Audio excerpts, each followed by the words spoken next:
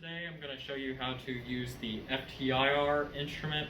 That'll be for one of our analytical labs. So this is the FTIR instrument. It's in room LL06. So first, when you come in here, if the instrument isn't already on, the power switch is in the back corner. Can't really see it, but you just have to feel for it. And you should hear a click when it's on, and you can see that the power light turns to green. So once the instrument has been turned on, you need to go ahead and toggle the purge switch. So right there, you can hear that, lights up red.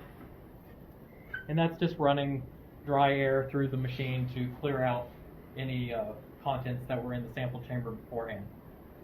So as you have that running, go ahead and start the computer. So just hit the power button.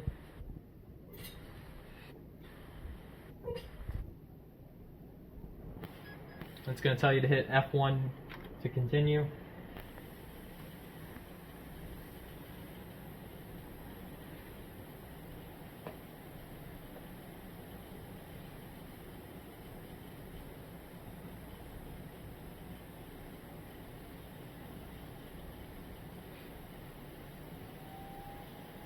So then you're going to open up the software. It's called WinFirst. It's right here.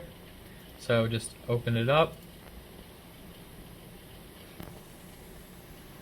And this is what it looks like. So first we're going to wait for the purge to finish, and you'll be able to tell when it's done when you can no longer hear the sound of the air and when the red light turns off on the box. However, as we're waiting for the purge to finish, let me show you how to first load the 527 method. You're just going to go to load method, then you're going to scroll up to 527, then click OK. And then to make any changes, as the experiment protocol states, all you have to do is go to method setup, and that's where you can change the number of scans, which our experiment will ask you to do. So you can switch both the sample and the background number of scans, and you may also have to switch the resolution. So to do that, just click the drop down and you can select one of the different resolutions as the experimental protocol tells you to do. So then whenever you've switched something, all you have to do is hit done. You don't have to hit save or load, just hit done. So you should be able to tell that the purge is finished when the red light goes off and you can no longer hear the sound of air. Once it is finished, you can collect a background spectrum. So you're going to go on this control panel, which should be up. It might be minimized. So if it's like that, then you have to go down here and hit this button, and that pulls it up. So to collect the background spectrum, you switch it to background by clicking that little button right there, and then you're going to click scan. And it'll ask you to please prepare for initialization. You just have to hit OK, and it will tell you how long it's going to take in a second after it initializes. So please prepare for a background sand. We're going to say OK. And it tells you the estimated time is going to be 0.69 minutes. So then we just have to wait for that to finish.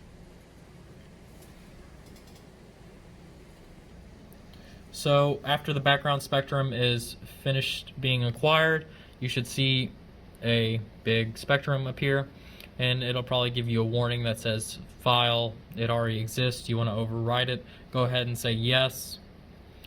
And this is your background spectrum, so if you need to save this, you want to take a picture of it with your phone or whatnot, we most likely won't be using the printer just because it's difficult to print from this computer. So after you've collected a background spectrum, you can open up that control panel again using that button we showed earlier. And now that it's on sample, we're just going to hit scan. Now it's going to say please prepare for a sample scan. We're going to say OK. And it tells you how long it's going to take, 0.69 minutes. And on the bottom right of the screen, you can see how long it's been so far. So it says 0.14. And then further to the right, it shows you how far it is along. So 34.7% complete. So once your sample spectrum has been collected, once again another tab will pull up and you can see this spectrum looks different this time. So it'll ask you again, do you want to overwrite the file? We'll say yes. And first, in the experimental protocol, it will likely tell you a certain range that you want to look at. To do that, you need to right-click on the mouse, and it'll pull up this box. And you need to go down here to the limits and set the left and right limit as it says in the experiment protocol. So in this case, I'm just going to do 2100 to 1600 as an example. And then you may or may not have to switch the top and bottom numbers. You can also ask your TA for help on that part to make sure that you're getting the correct region. So whenever you've set the numbers, you're just going to click OK. And as you can see, it's changed the part that you're looking at. So then you're going to want to look for certain peaks. Most likely in your experiment, you're going to be looking for the maximum and minimums. So to do that, you're going to click the second box, and it's going to tell you to pick 2 points. So first, let's look for just a maximum. The maximum's not actually in this range, but just an example, you could select, let's say we want this peak right here. So I'm going to put the mouse right over the top of that peak. I'm just going to left click once, and then I'm just going to drag wherever I want to put the label and left click to place the label. So there's a label. When you're ready to select another peak, what you want to do is you want to hit this box again. It's going to ask you to do the same thing. You're going to select a peak and then click. For the second part of your experiment, part B, you're going to be wanting to collect a spectrum for air. So to do that, you're going to open up the sample area by taking off this little latch and just set that to the side. You can lift it up and lower it down. And all we want to do here is just let air in. Because we purged it earlier, that means there was no outside air inside, so we're just letting it go in. So after a couple of seconds, you can close the compartment back. And you need to put that latch back on. It should tell you which direction is down and which one's up. You're going to start from the bottom and then latch it on like that. So now that we've let air inside, you're going to want to collect the sample spectrum. We already collected a background spectrum earlier, so all you have to do is go to the computer, go to the control panel, and collect the sample spectrum as we showed you how to do earlier. So for the third part of the experiment, you're going to be looking at a liquid, in this case water. So to do that, you actually have to use a sample cell. So here next to the FTIR machine, we have this. This is what holds your sample. It's just stored in here to keep it safe. So there's the holder, and here's the actual sample cell container. So first, you're going to have to unscrew this so it just turns counterclockwise. You're going to lift it out, sit it to the side, and you can see in here a black ring. That's just the O-ring. It goes on top. We can just push out from the bottom using your finger. That's how you get these out. And you're going to use your other hand to lift it. So we're going to set the O-ring to the side. And then you have 2 windows. And they're AgCl, so silver chloride. Before we actually put our water in there, we want to make sure that we wash these windows using methanol, just in case there's any leftover sample from previous experiments on there. So you're going to want to wet a fresh CHEM wipe with methanol.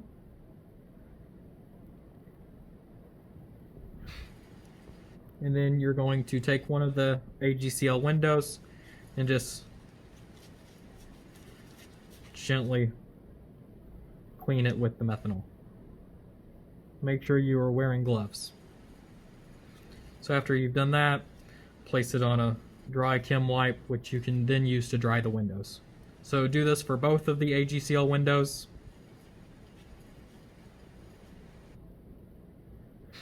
Okay, and then once you've cleaned them, just dry them off. Alright, so then follow the directions as it states in the experiment. You're going to want to get one of the windows, and you're going to want to look for the flat side. Now, that's really hard to see from the video standpoint. However, in person, hopefully you will be able to identify which side is the flat side. So, whichever side is the flat side, you're going to want to face up. So, I'm going to put the non-flat side facing down. Just going to sit that in there. Okay. When it comes to running your water sample, you're going to end up putting 2 microliters of water right in there, just right on top of the window, using a pipette that we provide. However, first, before you actually run the water sample, you need to collect a background. And for the background, you don't have to put any water in there. You just want nothing in there at all. So in either case, whether you've put something in there or not, you're then going to put the flat side of the second window facing downwards. So we're going to sit that in there carefully. Once you've put the second window in, you then want to place the black O-ring on top. So just drop that in there gently. Make sure it's lined up in the center. Okay, and then you're going to screw the cap back on. So this time, screwing it clockwise.